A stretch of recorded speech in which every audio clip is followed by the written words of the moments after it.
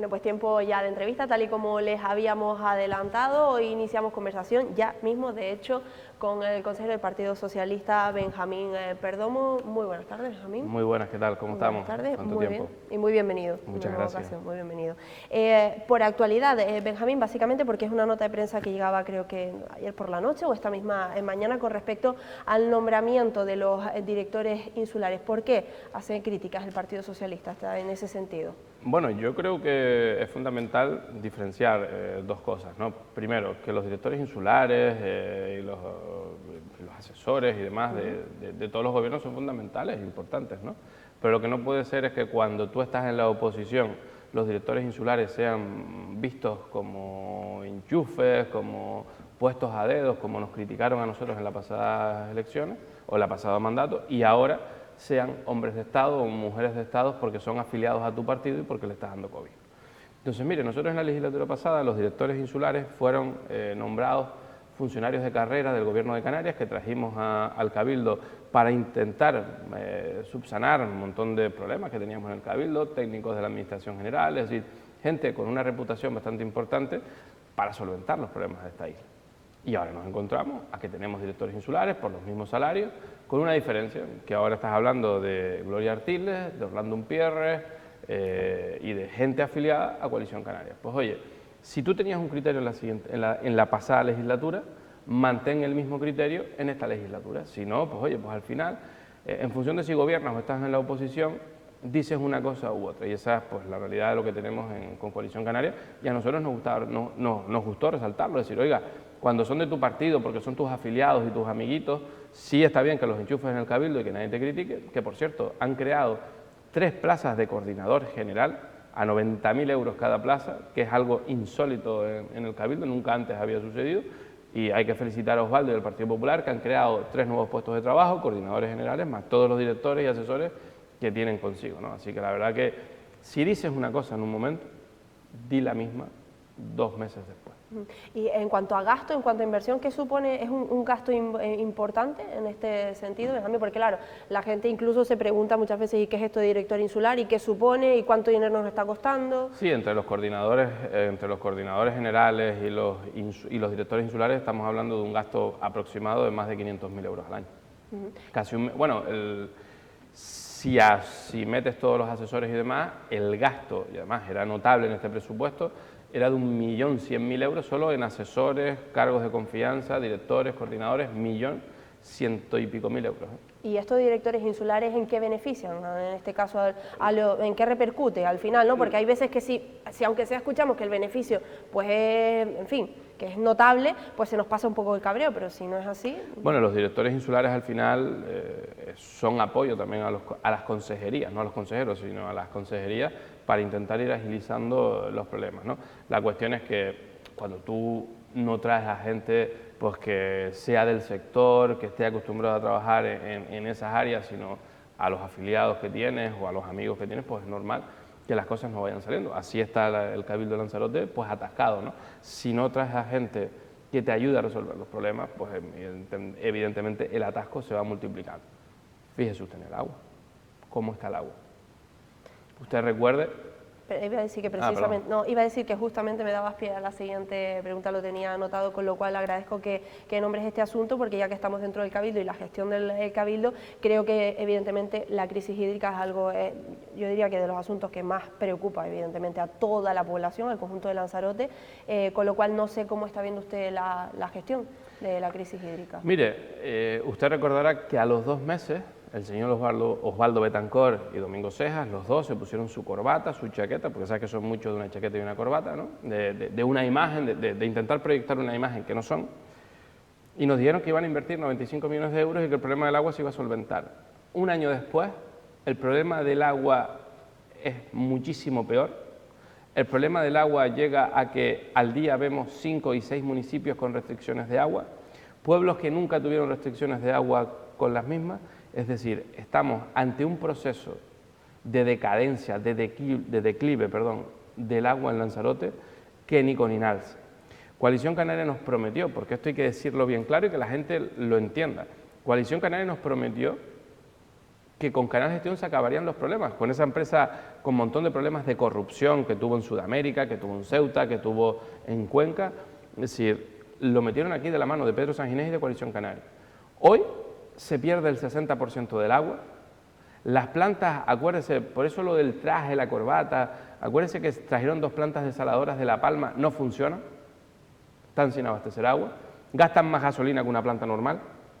Es decir, eso es lo que tenemos, una foto, una corbata, una chaquetita bien puesta, pero el resto, cuando raspas, ves la realidad. El agua pierde mucho más que antes, trajeron dos plantas desaladoras de La Palma que no funcionan, cada vez hay más pérdidas, ahora se tienen que subir, por cierto, es decir, que hasta la fecha no se ha hablado, pero van a tener que subir el agua un 25% a los ciudadanos. ¿Cómo le explica usted a los ciudadanos de esta isla que con el peor sistema de agua que tenemos ahora mismo se les suba el precio un 25%? Pero no les da vergüenza. Esto es lo que trajo Coalición Canaria a esta isla, Canal Gestión, no se olviden, Canal Gestión vino a esta isla de la mano de Coalición Canaria. ¿Qué le parece que estén, voy a decir reconociendo, porque es así, es verdad que al principio, como bien usted dice, hicieron esa rueda de prensa diciendo, en fin, que estábamos en una situación muy crítica y que iban a tratar de solucionarlo, anunciaron esa inversión millonaria y demás, y es cierto que en las 2 últimas entrevistas con Domingo Cejas le he preguntado por este asunto, le he puesto sobre la mesa esto que estamos comentando y me ha reconocido que, digamos, que el problema se les ha quedado un poco grande y reconoce que hay que tener muchísima paciencia, que el problema es más complicado de lo que pensaban y que, bueno, las últimas palabras eran pedir paciencia y decir que no tiene una varita mágica para solucionarlo de un día para otro. Bueno, ¿qué le parece que estén haciendo estas declaraciones? Usted ya ha visto que hay asociaciones que le han pedido su dimisión. Hay asociaciones que ya han pedido la dimisión del consejero por ser una persona incapaz de resolver los problemas. Es que anunciaron 95 millones de euros y en el presupuesto hay 1 para agua, 1. ¿Con qué vas a arreglar con 1 millón de euros el agua? No vas a arreglar en absolutamente nada el problema del agua. Entonces, claro, cuando engañaron a la gente diciendo que iban a arreglar el problema y que esto era el Partido Socialista, el problema, pues mal vamos. Por cierto, la obra que se está haciendo, la única obra que hay de agua, de infraestructura, que va desde Taíche hasta el norte, esas obras que vemos en los márgenes de carretera poniendo tubería, viene de la legislatura pasada. El que hoy es consejero del Cabildo de Agua, Domingo Cejas, se encadenaba en las calles de Taíche para que la tubería no pasara, que decía que había que comprarle una montaña a una persona para desviar el tramo. Esta es la realidad de lo que tenemos en esta isla. Esta es la realidad de lo que es Coalición Canaria. Van a multiplicar el problema del agua, es decir, que tenemos cortes en pueblos y en municipios que nunca ha habido cortes, que hoy se cortaban 5 municipios, que hay agricultores que no reciben agua, que hay asociaciones de agricultores que han dicho lo que nunca, ni cuando estábamos nosotros en problemas, que teníamos problemas con Canal Gestión porque le exigíamos, por cierto. Hoy también hay que hablar del trato que recibe la empresa Canal Gestión con Coalición Canaria al trato que recibe la empresa que trajo Coalición Canaria con nosotros, con el Partido Socialista. Salieron, bueno, el Tribunal Superior de Justicia de Canarias nos dio la razón con el tema de los contadores, pero ellos no, ahora masajean a la empresa, le dicen que lo están haciendo bien y que le da palmaditas en la espalda. Osvaldo Betancourt fue a Madrid a reunirse con Canal Gestión, que explique en qué se basó la reunión, que explique si vino con más inversiones, que explique cómo va a arreglar este problema. Y sin embargo, lo han ido asentando. Entonces, si el consejero de agua no está capacitado, no tiene la varita mágica y no sabe resolver este problema, que se marche para su casa, que lo deje, que pida a otra área, que haga otra cosa, pero si no tiene capacidad para resolverlo, pues mal vamos. Y en la peor crisis del agua, destituyen al gerente del consorcio, que todo el mundo se olvida del gerente, destituyen al gerente del consorcio. Benjamín, ustedes, por un lado le pregunto, lo que creo que se ha hablado en diversas tertulias, ¿ustedes fiscalizaban un poco lo que es entiendo que sí, por lo que me está comentando, la gestión de Canal Gestión, en este caso? Continuamente. Lo fiscalizaban, ¿y sabe si se está haciendo o no se en está este haciendo. caso? Además, de Todo hecho, lo contrario, por lo que creo. Claro, de hecho fue notorio que en nuestra legislatura, Canal Gestión, se le abrieron 3 procesos judiciales. El Tribunal Superior de Justicia nos dio la razón en este y hay 2 procesos más abiertos contra Canal Gestión. Con lo cual, la pregunta es clara. ¿Por qué siguen masajeando a Canal Gestión? Exíjanle, tienen un contrato de mantenimiento, no está manteniendo las tuberías como debería de hacerlo y como se le exige el contrato. ¿Quién está controlando el contrato con Canal Gestión? Nadie. Cuando estuvimos nosotros se le abrieron incidencias a Canal Gestión, se le pusieron multas a Canal Gestión. Ahora nada. en la peor crisis del agua que se ha visto en Lanzarote, y no se le pone ni una simple sanción a Canal Gestión. 5 municipios, agricultores sin agua, que haya asociaciones de agricultores que quieren dejar de plantar hasta que no le garanticen el suministro de agua. Y luego le pregunto, ¿dejaron ustedes proyectos con respecto al tema del agua? Y en cualquier caso, y si fue así, ¿qué están haciendo con esos proyectos? ¿Los han metido en una gaveta? ¿Los están ejecutando? ¿No? Desconozco los proyectos que quieren ejecutar porque no se sabe. Acuérdense que iba a haber una rueda de prensa para invertir 95 millones de euros en proyectos que no existen, que no los tienen, porque decía que tenía proyectos y no los tiene. Entonces, mire, hace pocas semanas vimos al ministro de Agricultura aquí para poder dar la desaladora, el proyecto de desaladora del noroeste, para los agricultores, es decir, y con una inversión de 24 millones, eso viene de la legislatura nuestra. Viene los 6 kilómetros de tubería hasta el norte, la JEDAR, el arreglo de la JEDAR con las depuradoras, porque están sobrepasadas las depuradoras. Pusimos dinero, todo lo que se está viendo es parte de lo que nosotros hemos hecho. La cuestión es, ¿qué están haciendo ahora? ¿Por qué masajean? ¿Por qué continuamente le dan masajes a Canal Gestión y no le ponen las pilas a la empresa? Porque no les interesa. ¿Cómo es posible? ¿Cómo van a explicar que van a subir el precio un 25% del agua? ¿Cómo lo explican? ¿Cómo le dice usted al agricultor, al ciudadano, que encima de que el sistema que estamos teniendo es pésimo, es paupérrimo, encima le sube a los demandantes de agua, le sube un 25% la tarifa? Es que es increíble.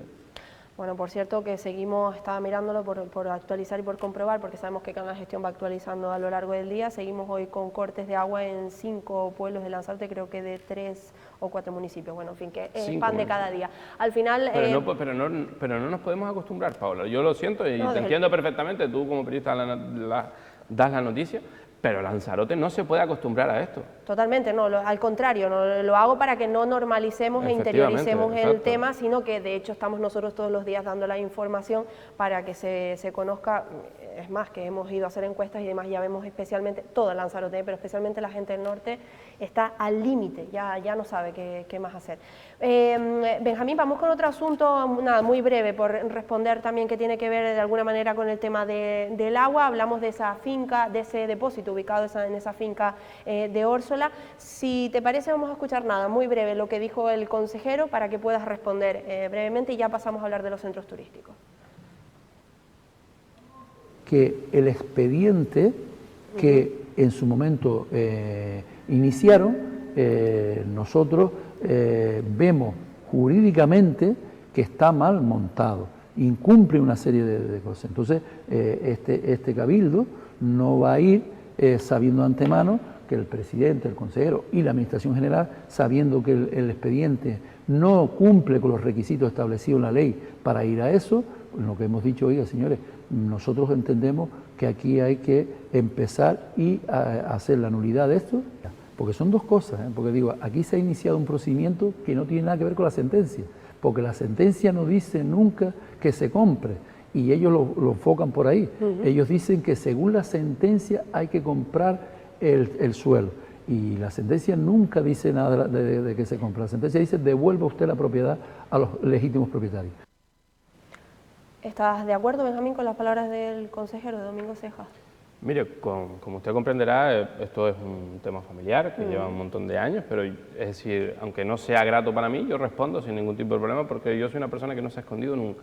Yo te puedo gustar más, te puedo gustar menos, porque eso es normal, esto es la política, es la vida en sí, ¿no? A veces nos gustan más las personas que tenemos enfrente y a veces menos, pero yo lo que no voy a hacer es mentir.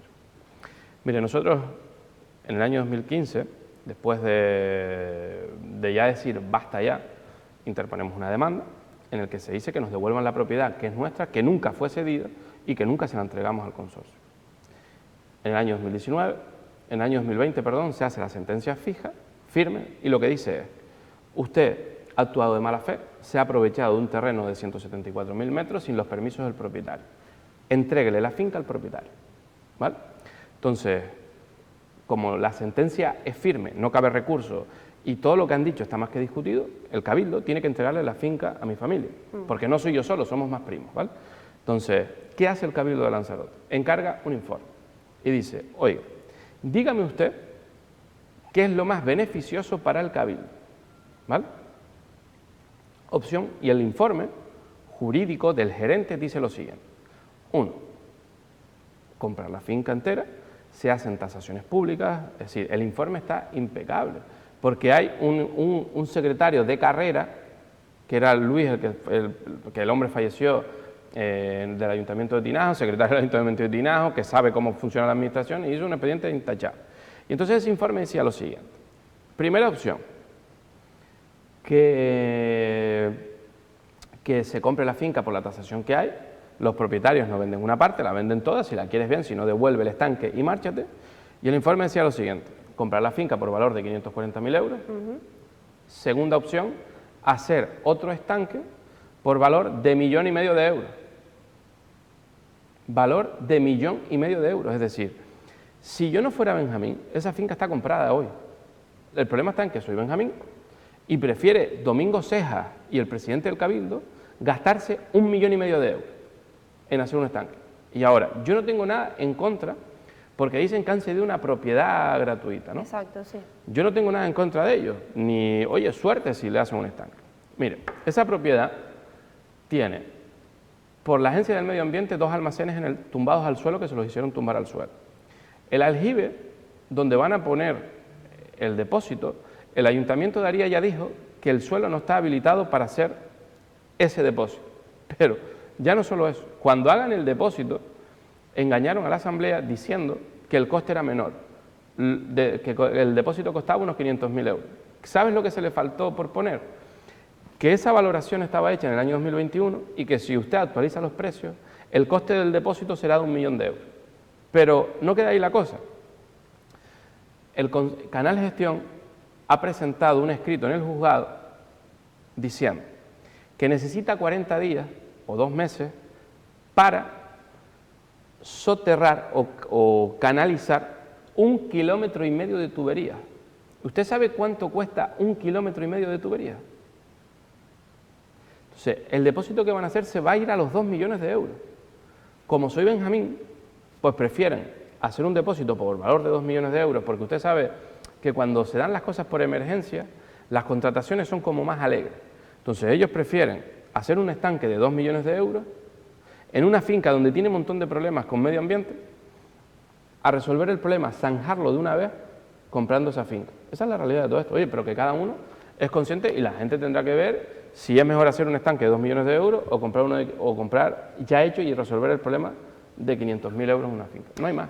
Pues respondido queda, Benjamín. Le agradezco en cualquier caso que efectivamente es un tema familiar, pero creo justo y necesario que pudiese responder, Sí. porque al final es un tema que Sí, se ha sí. comentado en esta mesa y queríamos conocer también su versión. En cualquier caso veremos en qué queda todo esto. Pasamos y ya para el tiempo que nos quede hablar de los centros turísticos. Ángel Vázquez, actual consejero, ofreció una rueda de prensa por poner en contexto a quienes nos estaban viendo y escuchando en la pasada semana, hablando de los beneficios de este primer trimestre del año 2024. Y no solo hablaba de los beneficios, sino que también de alguna manera criticaba la gestión en el pasado mandato, en este caso con usted al frente. ¿Qué tiene que decir a todo esto, Benjamín? Bueno, yo para que la gente lo entienda, ¿no? Es decir, cuando un consejero nuevo entra en los centros, es el mejor consejero del mundo.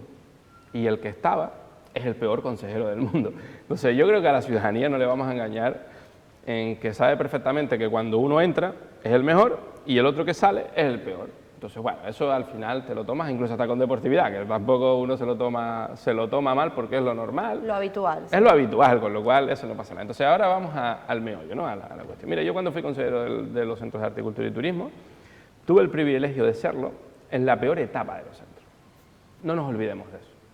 Benjamín fue consejero de los centros cuando no venían turistas, cuando había que gestionar la empresa y cuando había que romperse la cabeza para pagar la nómina de 400 trabajadores. ¿Y sabes lo que hicieron? Que para decir que Benjamín era un mal gestor, lo que le hicieron fue ponerle 3 años de canon a las cuentas del año 2021 para llevarlas a pérdida.